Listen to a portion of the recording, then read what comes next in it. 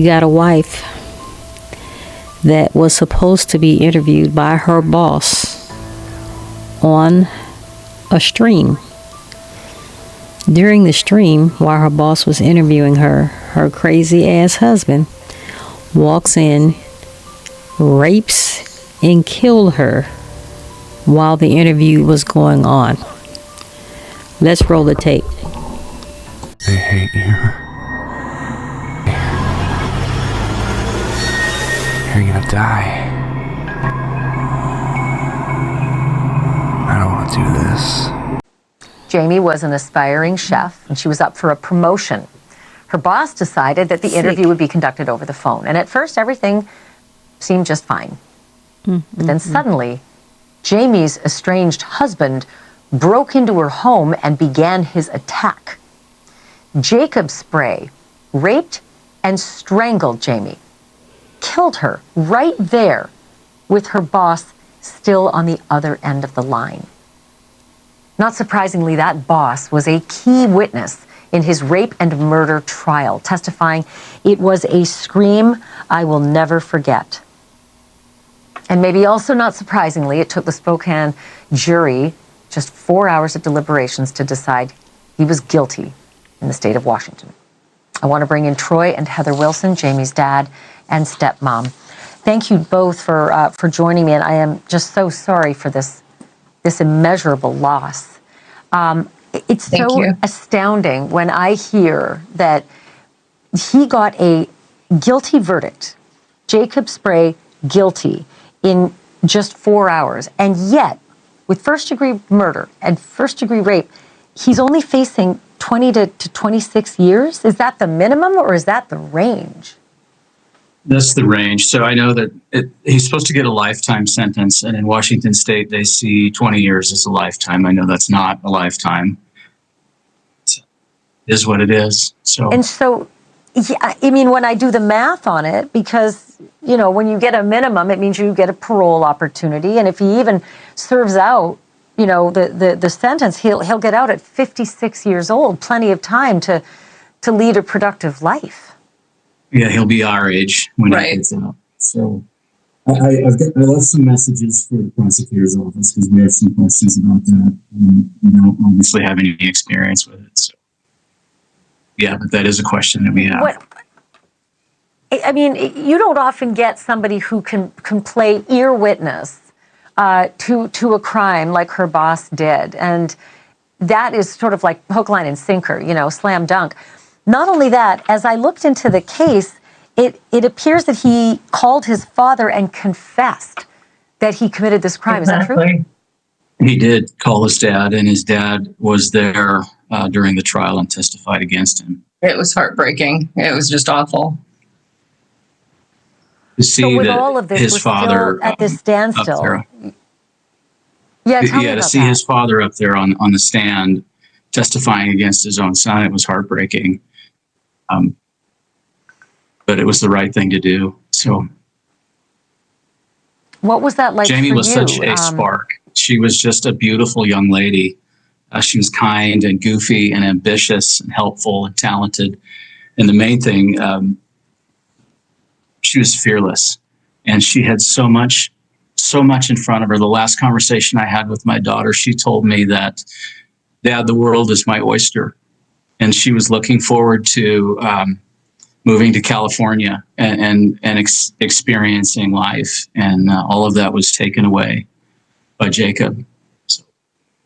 You were talking about life sentences, and it seems like the fair thing would have been for him to get what he took away from her, which would have been, 70, 75 years. She was only 25 years old. That seems fair, but, that's not the way it is. So. No, but I'll tell you what, had this happened in the state next door, he could be facing the death penalty like Brian Kohberger is. I mean, it's just a matter of That's true. miles, honestly. The justice is miles apart, and the geography, really isn't. I want to ask you about this moment in court where you all wanted to wear T-shirts in court that said "Justice for Jamie." How did that land with the judge? So Jamie's sister had these made.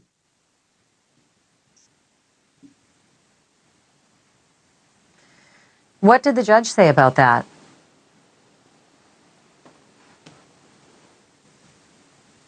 I think we might The have defense lost found out audio. on social media about them.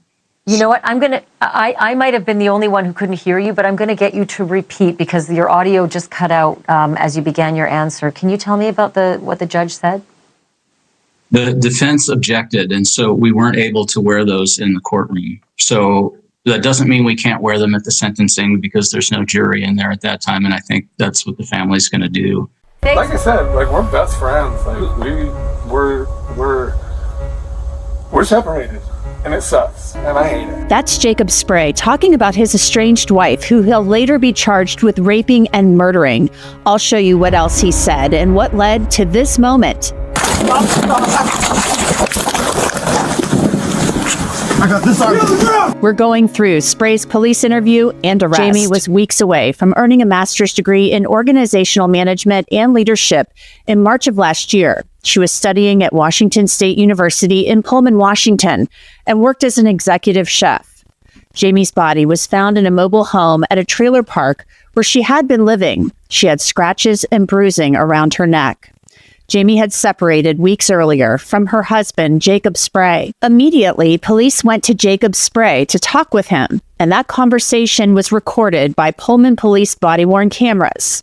I got a cat out here.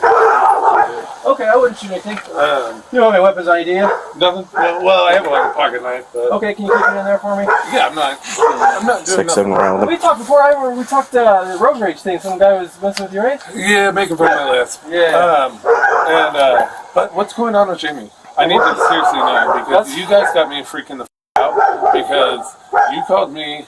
I was just getting off work, and now I can't get a hold of her. I called her sister, and she won't answer my call. All she said was, I can't talk to you right now. And I'm just like literally in tears, freaking the out, and I just don't know what's going on. And you guys aren't really being forward with me. Yeah, we're trying to make contact with her and figure out if she's okay. I guess there's some people concerned, so that's kind of why we're following up with everyone. I talked to her today. I gave you guys my timeline. It was like 3:51. Okay. Like that I had talked to her. And that's Jamie. Yeah, my Okay, wife. sorry. We're still married. We're filing this Friday, but we've been separated since February 14th. But we've been very cordial. There's been like a couple like instances where we weren't totally agreeing on stuff. But like I just gave her like $1,000 so she could, because she was like wanting to move out of state. Mm-hmm. And I was like, well, she was like, can I take the trailer? I go, well, I kind of want to keep the trailer. But I was like, what if I give you like $1,500 and then technically $1,750? Technically $1,750, but that was gonna like pay for like the trailer insurance. The $250 that I deducted was like trailer insurance and the divorce paperwork. It's like $314. Jacob Spray, he seems a little intoxicated, and you heard him tell the officers that he and Jamie had been separated since Valentine's Day. He then talks about the last time he claims to have spoken to Jamie. So you talked to her at 3:51, but you haven't seen her today?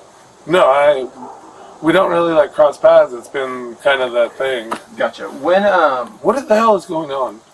we're trying to get a hold of her. I guess you must be. Was she like arrested? What's No, like, not arrested. Just, we're trying to locate her or whatnot, and someone was concerned about her. So we haven't heard from her. and trying to figure out what's going on. Can you? She's got like a group of new friends.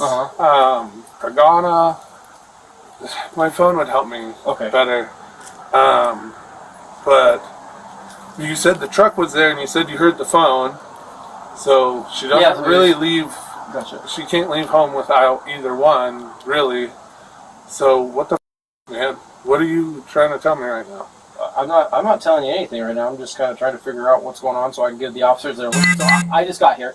They just said, "Hey, can you come talk to?" She did hook up with a girl in that trailer park. We lived there like over the summer. Mm-hmm. This last summer, not like, and there was a girl that she used to hook up with. So, and it was like a struggle in our marriage, but she was always like kind of bi. So like, I mean, honestly, I know it's stupid to think, but it's better than somebody else. Like Yes. some dude. Like, it's like, like. So I'm just trying to figure out what happened today. Already, Jacob Spray has talked about his relationship with Jamie ending and things that strained it. The conversation with the officers continued. So I'm just trying to figure out what happened today. What did she say to you, or what was the conversation at and you said 3:51, is that in this afternoon? It was this afternoon. Okay, what was the conversation then? We were just talking. Like, Gotcha. we were just, I had sent her a thing about that song. It's like it's a real popular song right now.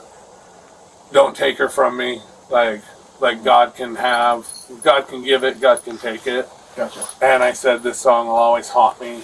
And then I was like, and then the other one from, we were always on road trips, and it says, from strangers to friends to lovers to lovers to friends to strangers. And I always would tell her I never wanted that for us. And I said, that one always rings in my head too. She's like, yeah, like, you know, I get it, I understand. And I just said, I hate this, I love you so much. You said that today? Yeah. Gotcha. And then, so we're still like cordial. Yeah. Like we're still chill. Like I did call the police on her one time because she had threatened me with domestic violence. Like she was like gonna stage it. Oh, gotcha. And so she had like showed up here to like, she said to get her dog, but it was the same day that she had like threatened me with DV, and she showed up and I called the police, and then she got all mad at me for that. But that's like, other than that, we've really been like chill as fuck. And you said when you received those messages, where were you at? I was in Moscow. Gotcha. When did you come back to Pullman? 6, maybe 6:30. Dinner goes out at 6, so. And you say you work at a restaurant or something like that, right? Sorority. Oh, yeah, I cook for a service, sorority. though, right? Yeah. Yeah. But dinner goes out at 6, so, I mean, it usually takes me a few minutes after that to, like, kind of wipe down counters, get everything going. I don't know. I usually get back here about 6:30. And did you drive back straight here from the sorority? I stopped at Hootmart. Okay. Got the drink. Gotcha. Well, for here. I didn't drink it on the way, guys. Take it easy. So you left around 6-ish. 6-ish, yeah. From the sorority in Moscow. Yeah. Took the highway back, came down whatever it is. You come down the roundabout, come back up, go by Kookmart, come all the way down this way, and I come right out here. I flip a and I park right there. That's your car there. Now, Spray is going through his day, and the police are nailing down his story about where he said he was and what he did. Then Spray pushes the officers to tell him what's going on. Are you going to tell me what this is about? Like, do I need to go to the bank and get bail money, or what?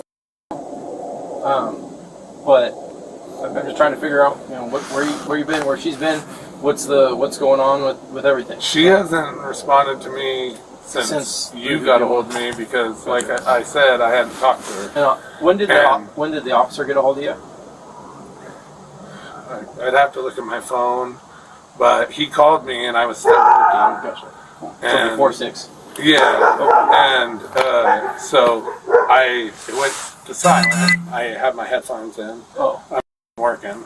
I didn't know who Coy was, so I'm like, whatever. He left me a voicemail. So when I got off, once I got home, I think I was like pulling in. I actually called him back, or I checked the voicemail. Oh, what, you got home? I think so. Okay. I might have called him when I was still in the parking lot, but I feel like I called him when I got here. Gotcha. Because I was just like curious. I'm like, who is this person? And he was like, you got keys to that trailer? And so I was just like, the one my wife's in? And he's like, yeah. And I was like, no, we agreed I wouldn't have any. She's got the set of keys, and I have a set down in Lewiston. Mm-hmm. And I offered to, because he was like, well, we need to get in there. There was a disturbance, like a checking on the peace. And that was all I ever heard. And then I think you called me, or somebody called me and said, I can hear her phone ringing in there. And so now I'm worried, because she was supposed to fixed the propane thingy, like the propane reader. It had broke, and so I was thinking maybe she got like carbon monoxide poisoning, but also I know she's been hanging out with people, so I don't know like if she's like done some bad blow or something. Now, the officers asked Jacob Spray a question that could really put him in a jam if he's not telling the truth. What kind of phone is that? Samsung. You have it inside? That's the one you're talking about. It's charging. Yeah. Okay. And so the last you heard from us, and you've been here. Correct. They asked you about the keys, and then you've been here since that time until they started. Did you text the officer or something like that? Like what's going on? I texted him, and then I also been texting and calling Jamie. Gotcha. Okay. And then I called my dad, just because I was trying to figure out what the hell's going on, and nobody was talking to me. So What's your dad's name? Randy. Randy. Yeah. What'd you tell him about what's going on? Not much. I just needed to know what I should do and if I needed to get money, because I thought I was going to have to bail her out for something. Gotcha. Okay. So I was just trying to figure out like how he does it. Gotcha. And you had your phone. So you made a call to. What time did you think you called Randy? Is your dad's name's Randy? Your dad. What time did you call your dad? Yeah. I don't know. What time is it now? Oh, 8:15. 35 minutes ago, maybe 40. Now, if you follow a lot of true crime, you know your phone is basically a tracking device. So Spray's answers to those questions could really hurt him if the phone data doesn't back up his story. Then police get Spray to lay out his day again with times. What time did you go to work this morning? 8:15. Okay. And Well, no, I got there at 8:15, so I left here at like 7, probably 50. did you? My work, I start a 30-minute workout at 6:45 a.m. Usually when I finish that, I do some weights, some sit-ups, I take a shower, let him out, and then I hop in the car and I bounce. And so I usually get there about 8:15, and then I'm there all day. Like, I run my own kitchen. I don't have like a sous chef. So you didn't leave at lunch or take a break or anything that way? I mean, in Moscow. I never drove my car. I walk across the way to the ballpark at lunch. Oh, and I have like a meal because the service is super sweet on Pullman campus. It always says your network's unstable.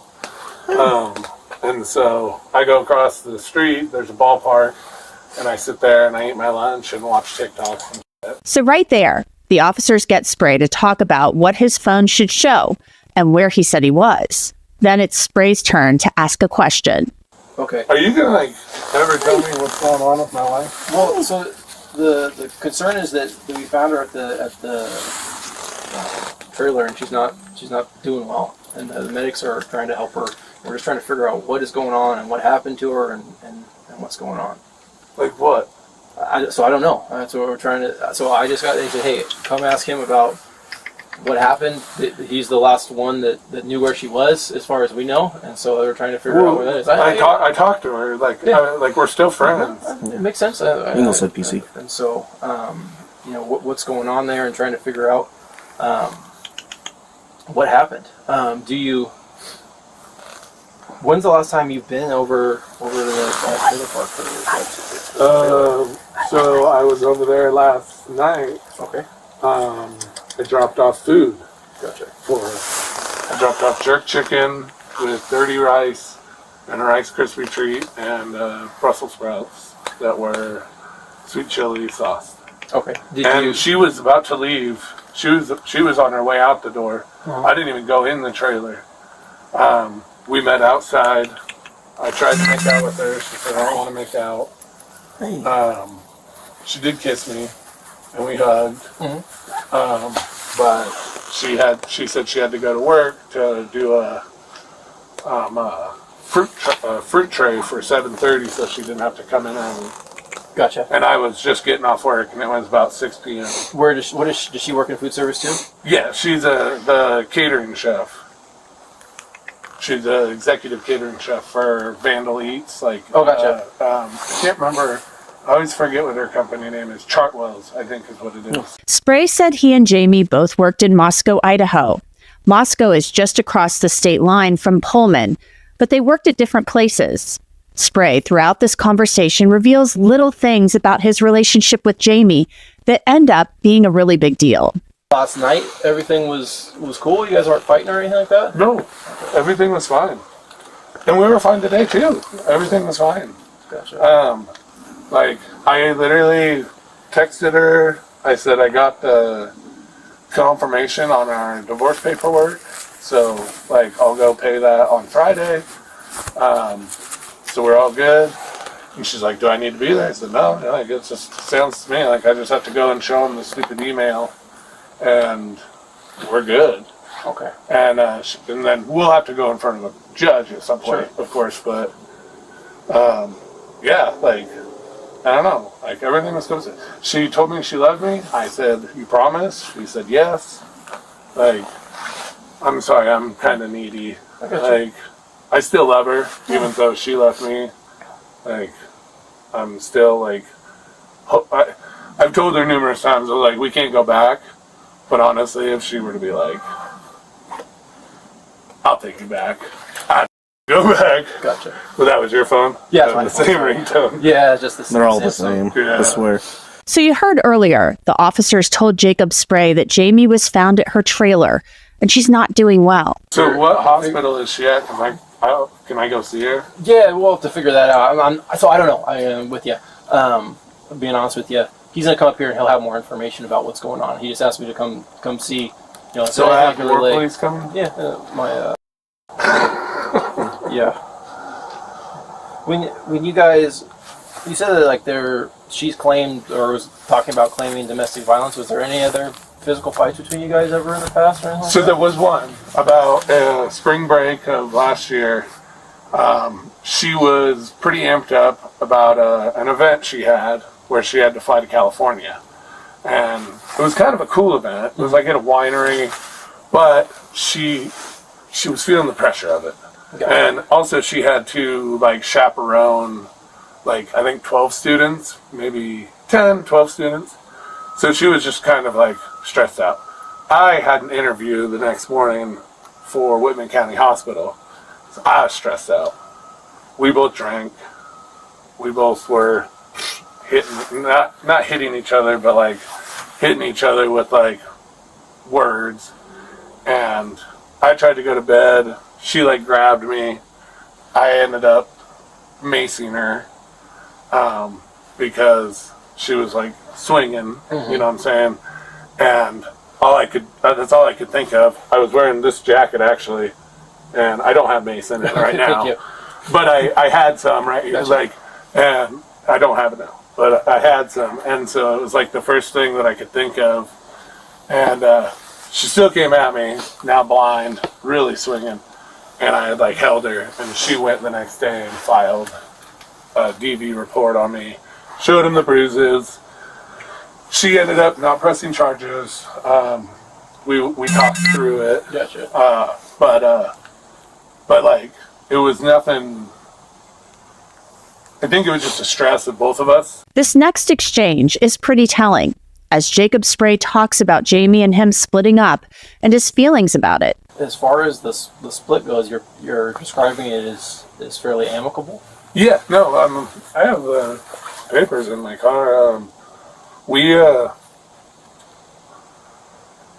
I don't want it. Sure. But she wants it. I love her. We'll do it. Do I, like I said earlier, if she were to be like, take me back, I would do it in a heartbeat, even though it's like throwing my whole dignity and my everything away. But no, like she was telling me today, she was saying that $1,000 I gave her, she was like, I think I'm going to use it and go to California. And I was just like, all right, yeah, like you do you, have fun. I hate that you're going far away, but like she was like move to California or just visit. So she said she was going to move to Spokane and stay with Danny, and then her and Danny were going to go to California. He's like a California native. He's like a rich boy. Gotcha. And he's gay, so. Yeah, like, I really wasn't worried about it. I'm like, yeah, go be roommates with Danny. Yeah, that's like what she was talking about today when we were chatting. Okay. On Snapchat or we talked on the phone too. Oh, okay. When was that? Like 1 o'clock. Okay. Like, I don't know. How long did you guys talk on the phone at 1? You think for? I don't know, 20 minutes. So Jacob is telling the officers that he spoke to Jamie by phone that afternoon. Can you explain to me what everything that was said at the conversation at 1 o'clock then? It was mostly about the Spokane thing, and then going to California, and she was happy to. She's like, I finally know what I'm doing with that $1,000. Gotcha. Did she say where she'd be or what her plans were for the rest of the day? No, I thought she was at work. What else was said, or do you remember? She didn't. So a lot of times she just says it's none of your business. And I'll tell you like some stuff, but a lot of times she says I don't even have to tell you this because we're not together anymore. So, and I try to respect that boundary because she says that's part of the reason she didn't want to be with me is because like when she'd get multiple texts, I'd be like, oh, who's that? Mm-hmm. And she's like, she just felt like that was like intrusive on her space. Okay. Like I should just leave it alone. But she would still do that to me. Like when I get work texts, she'd be like, oh, who's texting me? But I don't mind. I'm like, oh, it's just Kiefer. It's so-and-so. Mm. And so, yeah, like, I don't know. But so I've just been trying to be more respectful in that sense. Did you guys, when you guys talked at 1, did you guys talk about your relationship at all? No, I'm at acceptance, dude. Gotcha. I've already hit grief, denial, like, it's been 6.5 weeks. Like, she's made it abundantly clear that we're never going to be a thing. And like I said earlier, I've told her that there's no going back. Like, my family, never, like, no matter what. Like I said, I would take her back. Sure. But my family, it would be an awkward Christmas. Even worse Thanksgiving. Jacob Spray then tells a story about catching Jamie a year earlier with another woman. This talk with police happened on March 26th. He said the month before, on Valentine's Day, Jamie told them their marriage was over. Well, that Wednesday was Valentine's Day. So I had flowers, and I had texted her, and I go, hey, you mind if I come by your work? I got something for you. She goes, well, can we meet outside? And I go, yeah, that's... So she hops in my car, and I'm like, hey, flowers, happy Valentine's Day, love you. And she goes, I want a divorce. And I was just like, whew, I did not see that coming. So nothing was going bad before that? No. Like, normal. She said, so as we've talked over this last 6.5 weeks, she's like, I felt it for a while. I just didn't know, like, if I was ready for it, and I didn't want to make a mistake. So I had to make sure I was sure, you know. Mm-hmm. And I get that. I understand it. It was a shock to me, and, you know, terrible news to me. Sure. But, and I didn't do well. You know, I threatened to kill myself, and I was like, I would never, but, you know, try to pull that, like, sympathy card. What did you tell her when that happened? What did I... Like, about suicide? Did you tell her that? Like, I was... Yeah. Okay. Eventually, Jacob Spray becomes a little irritated. You're not giving me any information. All you're doing is questioning me, and now I'm starting to worry. Like, she did some, like, coke or something with fentanyl or something, and you're talking about another officer coming, which... Yeah, so it, like, got me kind of jittery. Well, it's just like we don't know the whole story, right? We just got on shift and we were just told to come check on you. So we don't even know what's going on. So. Well, I don't know the whole story. Yeah. Right. We'll go. Hopefully he'll go.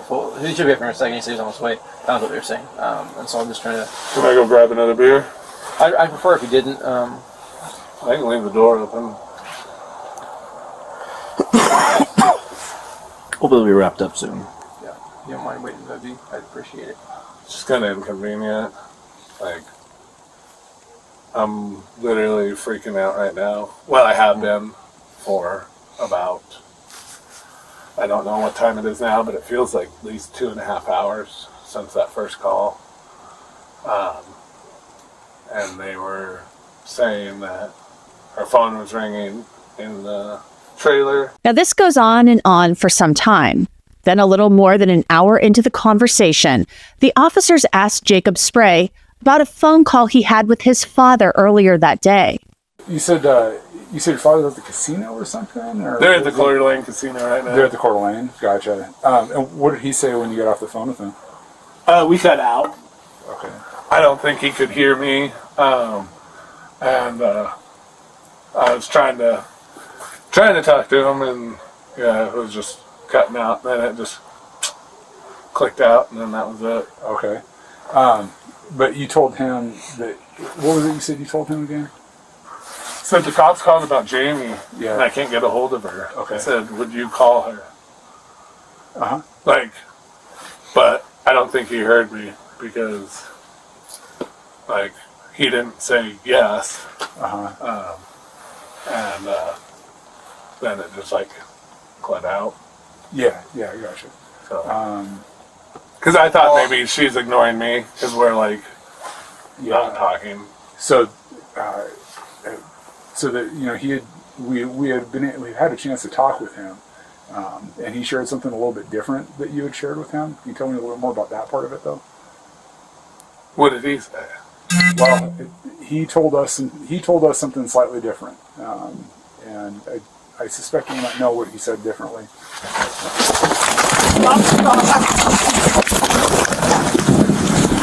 I got this arm. Get on the ground! Get on the ground! Get on the ground!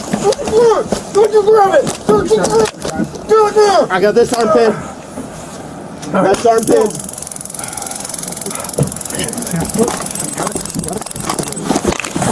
I'm locking up. Oh, me! That's me! Stop! Okay. No, I'm done. You're under the arrest. I'm done. Okay. I'm done. I got left arm pinned. Dude, I'm done. I'm done. Your back. I will do whatever you say. Let go. Yes. Roll out so we can go prone. Dude, I'm done. I'm gonna give you another one if I think you're doing something. I'm not doing nothing. Hello? I'm done. Okay, I got. Come on, we're all tight. I got last sleep, so somebody go cuss. Let me pin it to the floor. I'm done. Okay. I hear you. Once we get you in cuffs, figure it out. Police would later say that Jacob Spray called his father and told him that he killed Jamie.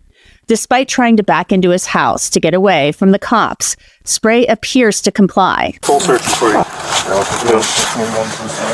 I already told him I only have a knife in my pocket. It's right here. Okay, turn your head the other way. We're gonna roll you up onto your left side. Okay, we'll sit there. Go ahead, love. Wallet. You want me to remove darts? No. Okay. We'll have knives too.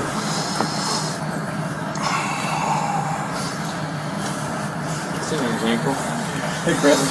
Which one of you guys got tased on accident? Don't worry about it. I heard it. Anyone else? That's my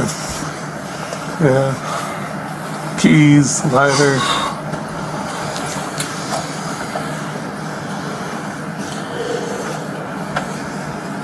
Is that one of our phones? Let's say I still got mine.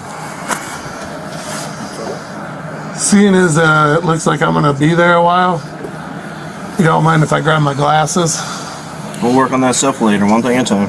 Thank you kindly. There's a lighter and a pocket knife in there as well.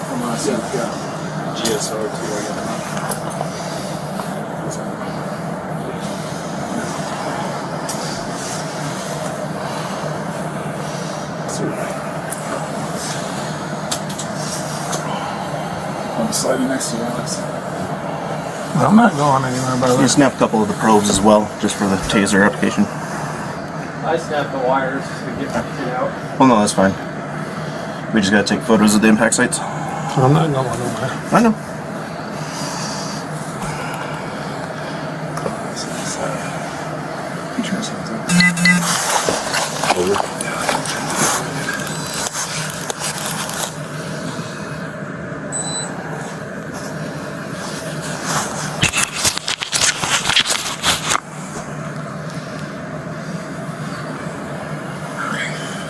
Me just taking selfies. Bro, dude, they already checked me. Eventually, the officers get Jacob Spray on his feet. Hello, I'm Sergeant Gordon of the Pullman Police Department. Yeah. I'm guessing have you seen us that we're here? A lot of us here. No, really. So your neighbor was arrested for murder. So we are going to be here for a while, unfortunately. I'm guessing you can't tell me who you murdered? Maybe later. It should be publicly. No, it's not publicly now because we have notification and whatnot. So let me start with this. Before we got here, did you guys anything happen today that's out of the norm or anything like that? I mean, we've been home since about maybe like I'll say 4. Okay. But he didn't get home. I don't think anybody was here until about like 6 or 7. He gets home at like around that time every day. Did you have any interaction with him today, or no, we didn't. Hear him or anything like that? I mean, he was outside talking to a friend, I think. Okay. That was the only thing that we heard. Jacob Spray was charged with raping and murdering Jamie Wilson Spray. He was convicted at trial earlier this year in Whitman County, Washington. The prosecutor told the jury that Jacob was controlling and couldn't handle the thought of Jamie pursuing a new life without him. Jacob's father actually testified against him at trial, saying his son confessed to killing Jamie in a phone call. And a woman testified she was talking with Jamie on the phone during a job interview when she started to scream. Jacob's attorneys argued there wasn't enough evidence to convict him of murdering Jamie, and that there was unknown DNA at the scene that pointed to other killers. Jamie's family has remembered her as a vibrant young woman. They hate you. You're gonna die. I don't want to do this.